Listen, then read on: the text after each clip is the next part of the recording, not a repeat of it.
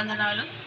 మరి పెళ్ళిళ్ళు ప్రార్థనా మందిరం హైదరాబాద్ నుంచి వచ్చినట్టు మా సహోదరులకు కూడా కృతజ్ఞతలు చెల్లిస్తూ ఉంటున్నాము. మా కుటుంబం తరఫున ఇక్కడ గట్ల కానపురంలో ఉన్నటువంటి సంఘానికి కూడా తెలియజేస్తూ ఉంటున్నాం. ఆరాధిన బంధుమిత్రులకు ఆరాధిన మరి స్నేహితులకు అందరికీ వచ్చినటువంటి మా చుట్ట బలగానికి కూడా ప్రభు నామమున వందనాలు చెల్లిస్తూ ఉంటున్నాం.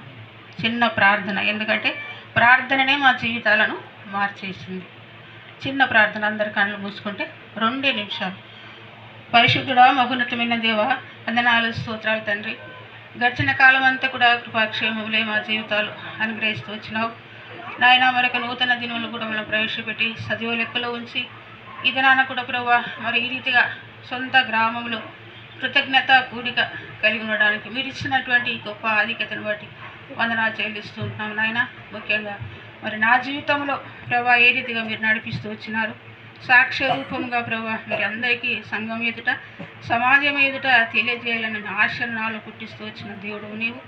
ఈ దినమున నేను ప్రభా మరి నా సాక్ష్యాన్ని పంచుకుంటుండగా నాయన మీరే నన్ను నీ సిలువ చాటును మరుగుపరిచి నేను ఏమి చెప్పాలో అది మాత్రమే మీకు బోధిస్తూ రావాల్సిందిగా ప్రార్థిస్తూ నన్ను నేను తగ్గించుకొని నీ నామాన్ని హెచ్చిస్తూ ప్రభువును రక్షకుడినటువంటి యేసుక్రీస్తు వారి ఉన్నతమైన ఘనమైన శ్రేష్టమైన నామమున స్తుతించి ప్రార్థించి అడిగి వేడుకొంచున్నాం తండ్రి. ఆమె అందరికి వినబడుతుందా? లాస్ట్ హలో, అందరికి వినబడుతుందా?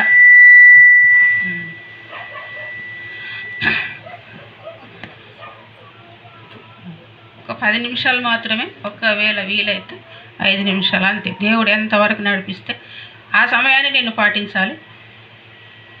దేవుడు ప్రార్థన ద్వారానే మా కుటుంబాన్ని కడుతూ వచ్చిండు. ప్రార్థన అనేది ఒక విజయం అంట మన జీవితము. ప్రార్థన లేని జీవితము విజయము లేని జీవితము, ఫలితము లేని జీవితం అంట ప్రార్థనే మనకు ఒక ఆయుధం అంటాడు, ఏ బెస్తిలకు చెప్తాడు దేవుడు.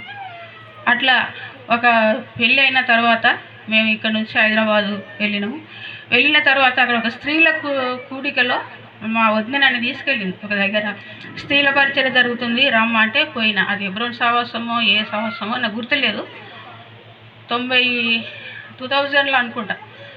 అయితే అప్పుడు అక్కడికి వెళ్ళిన తర్వాత ఒక అక్క వాక్యం ఏం చెప్పిందంటే, మీకు ఈ హైదరాబాదులో ఎవరికైనా ఇండ్లు లేకపోతే స్థలాలు లేకపోతే మీరు ప్రార్థించండి దేవుడు ఇస్తాడు అన్నది. అన్నప్పుడు నేను అనుకున్నా, ఏంది అక్క ప్రార్థన చేస్తే స్థలాలు ఇస్తాడా, ప్రార్థన చేస్తే ఇండ్లు కట్టిస్తాడా దేవుడు, ఏంది అక్క ఇట్లా చెప్తుంది అని నా హృదయంలో నేను అనుకొని నేను ఆ కూడిక ముగించుకున్న తర్వాత ఆ అక్క వాళ్ళు నన్ను దర్శించి నన్ను అడిగి అక్క ఇక్కడ నుంచి వస్తావు నీవు అని అన్ని డీటెయిల్స్ తీసుకున్నారు. నా మిని కొరకు ప్రార్థిస్తామన్నారు. సరే నేను ఇంటికి వెళ్ళిపోయినా. ఆ తర్వాత మళ్ళీ ఒక వారంలో మళ్ళీ కూడిక ఉంది రమ్మన్నారు. కానీ వాళ్ళ గృహం నేను వెతికినా కానీ అది ఎక్కడో నాకు దొరకలేదు. ఆ గృహం నాకు దొరకలేదు, నేను వెళ్ళలేకపోయినా. అయితే ఆ రోజు ఆ సిస్టర్స్ కూడికలో అక్క చెప్పిన వాక్యమే నా మనసులో మెదులుతూ ఉంది.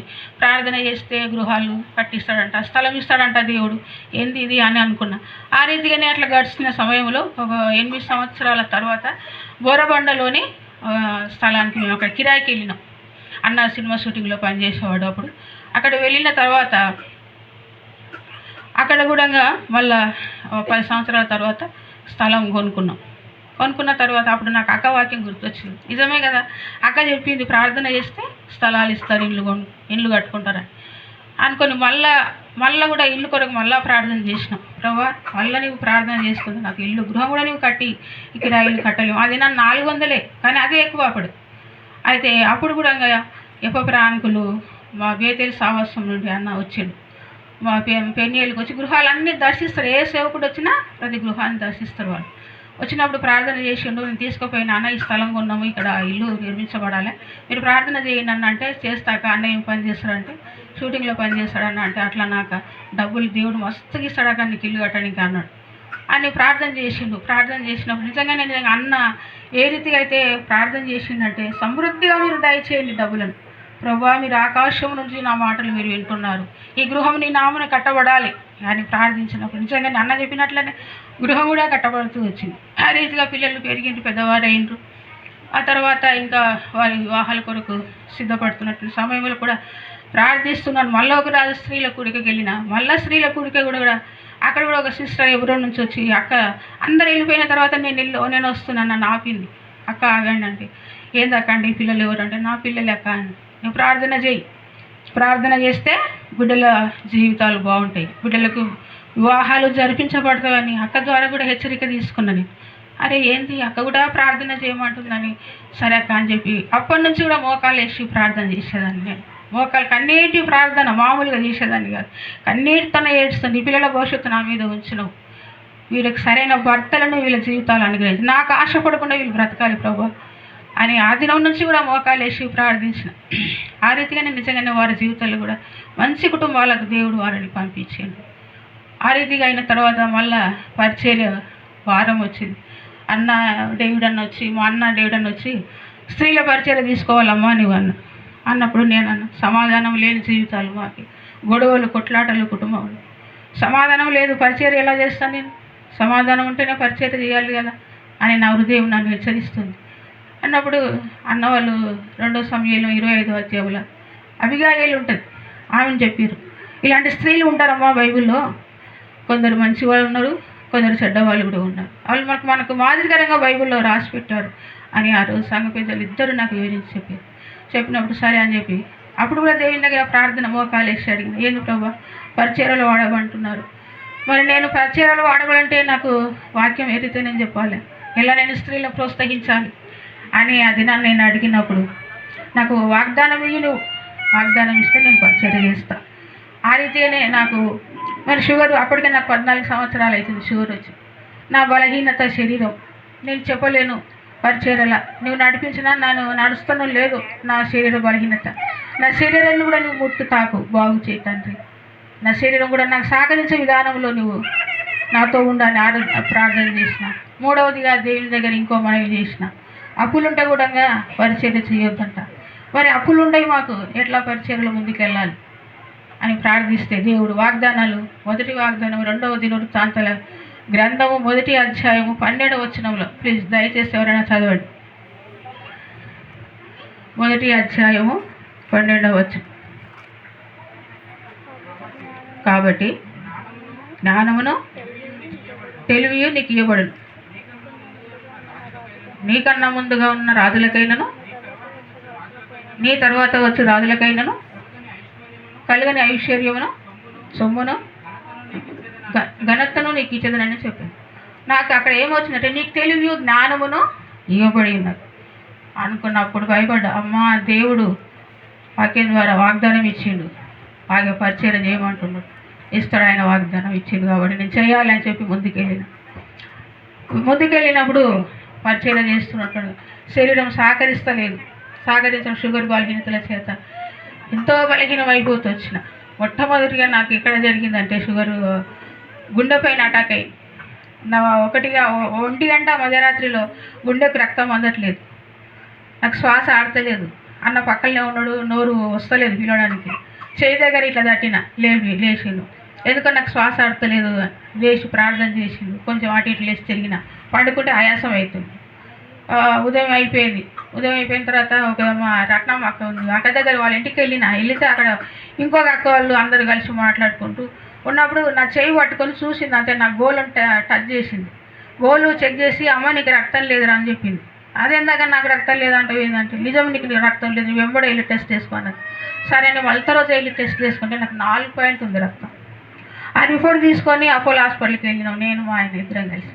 అక్కడ ఉన్న డాక్టర్ అన్నాడు కదా, నీవే నాకు వచ్చినది, నీతో పాటు ఎవరన్నా నేను తీసుకొచ్చిరమ్మా, నువ్వు నడవగలిగినావా అన్నారు. లేదు సార్ నేనే నడిచి వచ్చినా, నా భర్త వచ్చిండు నా వెంబడగానే నేనైతే నడిచే వచ్చినాను. ఎందుకు లోకంలో ఉన్నవానికంటే మీలో ఉన్నవాడు గొప్పవాడు, దేవుడే నన్ను నడిపించాడు. అక్కడ జరిగే డాక్టర్ అన్నాడు కదా టెస్ట్ చేసి 4 పాయింట్లు ఉంటే చనిపోతారమ్మా మనుషులు, నువ్వు బ్రతికొచ్చినావు ఇక్కడికి అని అన్నాడు. అని మెడిసిన్ రాసిండు, మంచి మెడిసిన్ రాసి 1 నెల రోజులు నీకు టైం ఇస్తున్నా, నెల రోజులు నీకు మంచి మెడిసిన్ వాడాలి, నెల రోజుల తర్వాత నీ రక్తం ఎంత కావాలి 9 పాయింట్ రావాలన్నాడు. సరే అన్ని ఆ మందులు తీసుకున్నాం, వచ్చేసినాం. వచ్చిన తర్వాత ఇంటికి వచ్చినాక అన్న మంచి ఫుడ్ పెట్టింది నాకు. ఆ ఫుడ్ పెట్టడం ద్వారా మంచి ఇంప్రూవ్మెంట్ అయినా, మంచిగా ప్రార్థన చేసుకుంటున్నా, దినం ప్రార్థనలో బలపడుతున్నా. మళ్ళీ అప్పుడు రక్తం నెల రోజులు మళ్ళీ పోయి టెస్ట్ చేసుకున్నాను, ఎందుకంటే డాక్టర్ మళ్ళీ రమ్మన్నాడు కదా, మళ్ళీ పోవాలి. కానీ రిపోర్ట్ వచ్చింది కరెక్ట్, ఆయన ఎంత చెప్పి 9 పాయింట్ ఉండాలని 9 పాయింట్ వచ్చింది. ఇక నేను పోను డాక్టర్ దగ్గరికి. ఎందుకు? పరలోకపు డాక్టర్ ఆయన నన్ను ముట్టిండు, నా స్వస్థపరిచిండు. నాకు 9 పాయింట్ రక్తం కావాలన్నాడు. ఈ లోక డాక్టర్, పరలోకపు డాక్టర్ నాకు ఇచ్చేసాడు. నేను వెళ్ళానని మళ్ళీ నేను హాస్పిటల్కి వెళ్ళలేదు. అట్లా కొన్ని దినాల తర్వాత మళ్ళా ఈ చెయ్యి అసలు లేచేదే కాదు, ఇట్లా పైకి పూర్తిగా ఇట్లనే లేస్తుండే. బట్టలు వినడానికి రాకుండే, గిన్నెలు తోమడానికి రాకుండే. అట్లా చెయ్యి విషయంలో కూడా మళ్ళీ అపోలో హాస్పిటల్కి మళ్ళీ వెళ్ళిన. ఈ చెయ్యి ఎందుకు ఇట్లా అయింది? అక్కడ డాక్టర్ ఎక్స్రే తీసిండు. కొంచెం ఎముకల మధ్యలో నీకు గ్యాప్ వచ్చిందమ్మా అని కాల్షియం టాబ్లెట్లు రాసిండు. అవి ఒక 2 సంవత్సరాలు 3 సంవత్సరాలు వాడినా. ఆ తర్వాత యథావిధిగా మళ్ళీ చెయ్యి బాగా అయిపోతూ వచ్చింది. ఆ తర్వాత మళ్ళీ కన్ను పైన ఎఫెక్ట్ అయ్యింది. నాకు కన్ను కనిపించడం లేదు, వాక్యం చదవలేకపోతున్నా, ఏడుస్తున్నా. ఇంటికాడ గుడ్డోళ్ళు ఎలా ఉంటారో నాకు చూపించిండు. అయ్యో ప్రభా, ఏంది గుడ్డోళ్ళు నిజంగా ఇట్లా ఉంటారా అనుకున్నా. ఆరాధన వర్తమానం వింటున్న వాక్యాన్ని నేను ఎట్లా ధ్యానించాలి, ఎట్లా నేను ఆరాధనలో పాల్గొందాలి, నాకు వాక్యము ఎట్లా నేను మళ్ళీ చదువుకుంటే నాకు గుర్తొస్తుంది వాక్యం ఆరాధన చేయాలంటే. అట్లా ఏంది ప్రభా, నేను ఇట్లా గుడ్డిదాన్ని చేస్తుంది కదా అని మళ్ళా ప్రార్థన చేసినప్పుడు దేవుడు నాకు వాగ్దానం ఇచ్చి మళ్ళీ నన్ను హాస్పిటల్కి నడిపించి ఎల్బీ ప్రసాద్లో మంచి చూపు. షుగర్ ఉంది, నాకు ఎంత ఉంటుంది అంటే 500 600, అంతకు తగ్గదు నాకు, అంతే ఉంటుంది నా శరీరంలో. అయితే అంత ఉన్నా కూడా ఆ రోజు దేవుడు తగ్గించేసాడు. అక్కడ ఉన్న డాక్టర్లు నిన్న వస్తే ఈమెకు 400 ఉంది కదా షుగర్, ఈ రోజు ఏంది 143 ఉందన్నాడు. ఆ రిపోర్ట్లను బట్టి వాళ్ళు నాకు ట్రీట్మెంట్ ఇచ్చారు కన్నుకి. వెంబడే మళ్ళీ అదే రోజు చేసిర్రు. 3 రోజుల్లో నాకు అయిపోయింది. ఫస్ట్ సారి ఎడమ కన్ను ఆపరేషన్. ఇది ఒక కన్నే నేను చూడగలుగుతాను, ఇప్పుడు 2వ కన్ను కూడా నాకు కనిపించదు. అట్లా మళ్ళీ మోకాలు, లాక్డౌన్లో మోకాలు చాలా నొప్పి వచ్చింది, నడవలేకపోయినా, అసలు కూర్చోలేను. మళ్ళీ కుర్చీల మీద కూర్చోవాల్సి వచ్చింది. ఏది ప్రభావ మోకాలు ఇట్లా నొప్పి అయిందని మళ్ళీ ప్రార్థన చేసుకొని మళ్ళీ అదే అపోలో హాస్పిటల్కి వెళ్తే అక్కడ కూడా వాళ్ళు కాల్షియం టాబ్లెట్, నీకు ఎముకలు బలహీనం అయిపోయినాయి, కాల్షియం తగ్గిందమ్మా షుగర్ వలన అని అన్నట్టు గోళీలు ఇచ్చింది. ఆ గోళీలు ఇప్పుడు కూడా వాడుతున్నా. ఇప్పుడు దేవుని కృప వల్ల ఇప్పుడు కింద కూర్చోగలుగుతా, నెమ్మదిగా లేస్తా. ఫ్రీగా లేవలేను కానీ నెమ్మదిగా లేస్తా. దేవుడు అట్లా ప్రతి అవయవాన్ని కూడా నాలో తాకుతూ నన్ను స్వస్థపరుస్తూ వచ్చినటువంటి దేవుడుగా ఉన్నాడు. అట్లా పరిచర్యలు కూడా నన్ను వాడుకుంటూ ముందుకు నడిపించిండు. ఇక అప్పుల బాధలు ఎక్కువైపోయినాయి. బిడ్డలు యవ్వన కాలంలోనికి వచ్చారు, వివాహాలు చేయాలి, వాళ్ళకు ప్రార్థన చేస్తున్నాక చెప్పింది కదా, నీ ప్రార్థన మోకాలేసి ప్రార్థన చేయి, దేవుడే చేస్తాడు వివాహాలు అన్న. ప్రార్థన చేసిన అద్భుతంగా వాళ్ళ వివాహాలు జరిగిపోతూ వచ్చినాయి. వాళ్ళ కానుకల విషయంలో కూడా ఆ రోజు అన్న ఆటోకి 1000 రూపాయలు తీసుకొస్తే ఆ 1000 రూపాయలే హాస్పిటల్కి ఖర్చు అయిపోయింది. అంతలోనే వాళ్ళని తీసుకొచ్చి ఇచ్చిండు దేవుడింటికి. బిడ్డలను కూడా అద్భుతంగా వాళ్ళను ఆశీర్వదిస్తూ వచ్చినాడు. ఒక ఆమెకు 2 కుమార్తెలు, ఒక ఆమెకు 2 కొడుకులు, ఒక కూతురు. దేవుడు అట్లా వారిని ఆశీర్వదించి వచ్చింది. అట్లా నా పరిచర్య ముందుకు అట్లనే సాగుతున్నటువంటి దినములు ఇక్కడ అప్పుల బాధలు ఎక్కువ అయిపోయి ఎంత విపరీతంగా అంటే, మరి అన్న కానీ, మా చెల్లెలు కానీ, మా అక్క కానీ, మా బంధుమిత్రులు కానీ ఇల్లు అమ్ముకోవచ్చు కదా, ఎందుకు ఇంత అప్పుల బాధలు, ఎందుకు బాధపడతావు, అమ్ముకుంటే మస్తు డబ్బులు వస్తాయి, కట్టుకున్న అప్పులు కట్టుకోవచ్చు, ఆగి ఉండొచ్చు అన్నాడు. ఆ రోజు ఒక సేవకుడు ప్రార్థన చేసిండు ఇంటికి వచ్చి, దైవ సేవకుడు. ఎందుకు ఆ ప్రార్థన నిరతకమైపోతుంది కదా ప్రభా, వీళ్ళకు మీ ఇష్టం అని చెప్తున్నా కానీ నా లోపల ఆ మొగుడు ఇల్లు అనేదే ఉంది నా హృదయం. నేను అమ్మాను, ఎప్పటికైనా అమ్మాను. నా కొడుకు వివాహం చేసిన తర్వాత నా కొడుకు వాళ్ళకు బాధ్యతలు అప్ప చెప్తాను, వాళ్ళ ఇష్టం, ఇంకా అది వాళ్ళ జనరేషన్, నా వరకైతే అమ్మొద్ది అని ఒక నిర్ణయం. ఎవరైనా ఇంటికి వచ్చి ఇల్లుని చూడడానికి చాలాసార్లు వస్తే కూడా చెప్పిన, మీరు మరోసారి మా ఇంటికి ఎవరిని తీసుకురావద్దండి బ్రదర్ అని చెప్తే, అదేంటాక అన్న చెప్తాడు కదా ఇల్లు అమ్ముతాను అన్న, అలాగే చెప్తాడు, మీరు రావద్దండి, బయటకు వెళ్ళి చెప్పేదాన్ని వాళ్ళ. అట్లా నా సరే లేక అని చెప్పి వెళ్ళిపోయాడు. అట్లా ప్రార్థన చేస్తూ ప్రార్థన వస్తుంది. ద్వితీయోపదేశకాండం 28వ అధ్యాయము 10వ వచనములో దేవుడు ఒక వాగ్దానం కుటుంబానికి, భూప్రజలందరూ యెహోవా నామమున నీవు పిలువబడట చూసి నీకు భయపడేదరు అనిచ్చింది. అలాగే ముందుకు చదువుకుంటూ పోయిన అప్పుల బాధలు ఎట్లా ప్రభు అని అట్లా నన్ను బయటపడేస్తున్నావు, నీకు ఆరోగ్య విషయంలో నేను సహాయం చేస్తానని వాగ్దానం 2 సంవత్సరాలు అదే వాగ్దానంతో ఇచ్చి నన్ను తృప్తిపరిచి నా ఆరోగ్యాన్ని బలపరుస్తూ వచ్చింది. అప్పుల విషయంలో అడుగుతున్నా, అప్పులు ఎప్పుడు తీర్చబడతాయి, ఎప్పుడు ఇల్లు అమ్ముతాం అంటున్నారు, ఎట్లా ప్రభు అని ప్రార్థన దేవుని దగ్గరనే నా వ్యాజ్యం అంతా అన్నప్పుడు ఆ ద్వితీయోపదేశ కాండంలో కింది 12వ వచనంలో చివరి వచనంలో ఉంటుంది, నీవు అనేకులకు అప్పించవు కానీ అప్పు చేయవు అన్న. అదేంటి ప్రభు, నేను అప్పులతోనే బాధపడుతున్నా, ఇంత అప్పులు ఉండవని నేను నీకు మొరపెట్టుకుంటున్నా, నీవు అనేకులకు అప్పించదు అంటున్నావు, ఎట్లా నేను అప్పిస్తాను, నా అప్పులు నేను కట్టుకోలేను, మళ్ళీ నువ్వు అప్పులు ఇస్తావు అని చెప్తున్నావు అంటే, అప్పుడు దేవుడు నన్ను అబ్రాహామును జ్ఞాపకం చేస్తాను. అబ్రాహాముకు 100 సంవత్సరాలకు నేను ఇస్సాకుని ఇస్తా అంటే అబ్రాహాము నమ్మలేదా? అప్పుడు అనుకున్నా, అవును ప్రభా నిజమే కదా, నీవు వాగ్దానం చేసిన దేవుడు నమ్మదగిన వాడుగు నాయన అని మళ్ళా ప్రార్థన చేసిన. దేవుడు ఎప్పటికైనా ఈ సమస్యల నుంచి బయట వేస్తాడు. అదే వాగ్దానం ఈ సంవత్సరం దాసునికి వచ్చింది. 12వ వచనాన్ని మొత్తం చదువు. యెహోవా నీ దేశం మీద వర్షము దాని కాలం అందు కురిపించుటకు నీవు చేయి కార్యమంతటిని ఆశీర్వదించుటకు ఆకాశమును తన మంచి ధనానిధిని తెరుచును. నీవు అనేక జనములకు అప్పించదువు కానీ అప్పు చేయవు.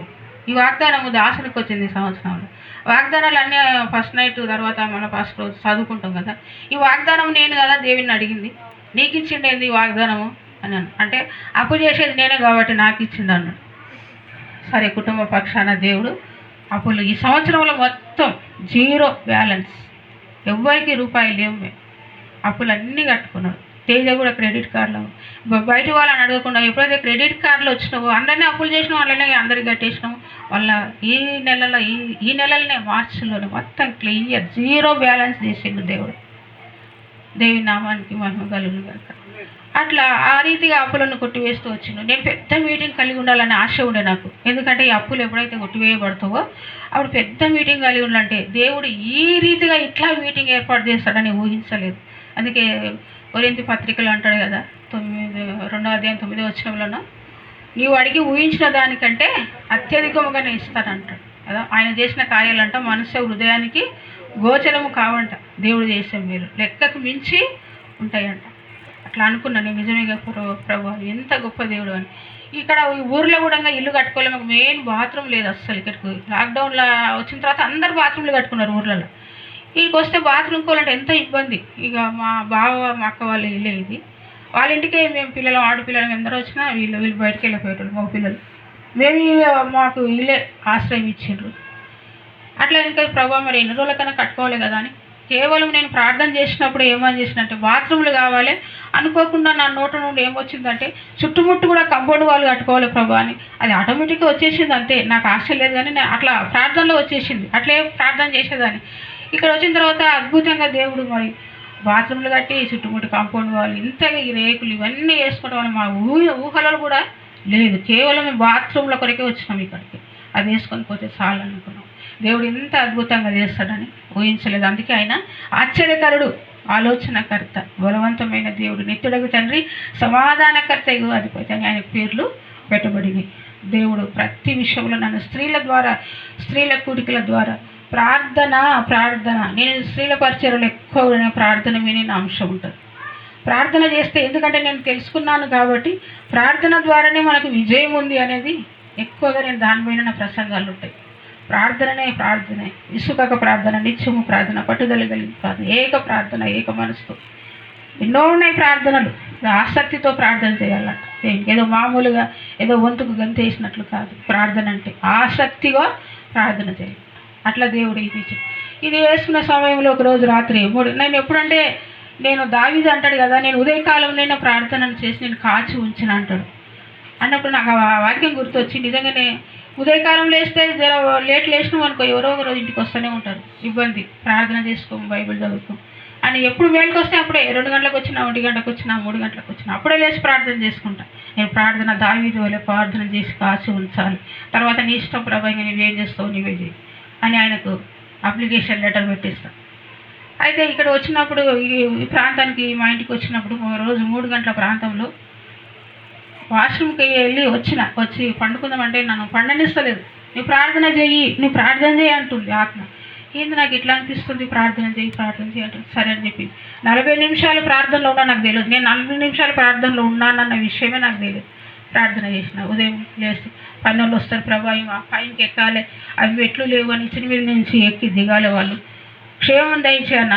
ఆ రోజు ఒక వ్యక్తి వచ్చిండు, ఆ నిచ్చెన పైన ఎక్కిండు, కింద పడిపోయి అక్కడ నుంచి కింద ఇట్లా పడితే అక్కడ ఉన్న రేకులు రాళ్ళు ఉండే అవన్నీ కూడా ఒక ఆమె వచ్చి, మా మరదలే ఆమె వచ్చి ఇవన్నీ తీసేయండి మీరు ముందే చెప్పింది అన్నవన్నీ తీసేసిండు. కేవలం అక్కడ మట్టి మాత్రమే ఉంది. ఆ హైట్ నుంచి ఆ పిల్లగాడి కింద పడిపోయింది. ఒక కట్టెలు ఉండే పైన, ఆ కట్టెలు కిందకి వేయబోయి ఆ పంగ కట్టె అంటే ఆ కట్టె మధ్యలో నిరుకొని ఆ కట్టెని వేయబోయి ఆ పంగ వెనక నుంచి నెట్టేసింది. ఆయన నెట్టేయడానికి పడిపోయింది, కుక్క పిల్లలాగా పడిపోయింది. ఆయన శ్వాస ఆయనలో లేదు, ఎంత మాత్రము లేదు. అన్న ఎదల మీద కొట్టి కొట్టి కొట్టి కొట్టి కొట్టి వేస్తే అప్పుడు ఒకసారి అని శ్వాస తీసుకున్నాడు. ఇంత చెమటలు పట్టిపోయినామో అయిపోయిందిరా నాయన అనుకున్నాం. ఎంతో భయపడ్డాం. అయినా ఒకవైపు ధైర్యమే, నిరీక్షణ ఉంది, దేవుడు ఉన్నాడు. ఆ గుర్తు వచ్చింది నాకు. రాత్రి ప్రార్థన చేయమన్నాడు కదా దేవుడు. ఈ అపాయము కలగకుండాన్నట్టు ప్రార్థన. ఒక్కొక్కసారి దేవుడు మనం దర్శిస్తాడండి. మనము నిద్రమత్తులో ఉండి అశ్రద్ధగా ఉండి చేయలేము. అది చేయకపోతే మనకు నష్టం కలుగుతుంది. కాబట్టి అప్పుడే ప్రార్థన చేయాలి, మేల్కొనాలి అనుకున్న. ప్రభా, రాత్రికాలం ముందు నన్ను ఎందుకే లేపినవా తండ్రి అని మొరపెట్టుకుని ఆ దినం నా ప్రాణం నుంచి దేవుడు కాపాడి. కాబట్టి దేవుని నామానికి వందనాలు. ఈ రీతిగా ఈ గృహంలో ఇట్లా కూడుకుంటాం అనుకోలేదు. ఈ అప్పుల విషయంలో ఆయన ప్రాణాన్ని దేవుడు కాపాడుతూ వచ్చింది. మా కుటుంబ జీవితంలో ఎన్నో గొప్ప మేలు ఆయన చేస్తూ ఎన్ని ఇచ్చినా కూడా ఆయనకు రుణస్థులమే, ఆయన రుణాన్ని తెచ్చుకోలేదు. ఎంతో ఉంది కానీ సమయం లేదు మనకు. దేవుడి చిన్న సాక్ష్యాన్ని దీవించింది.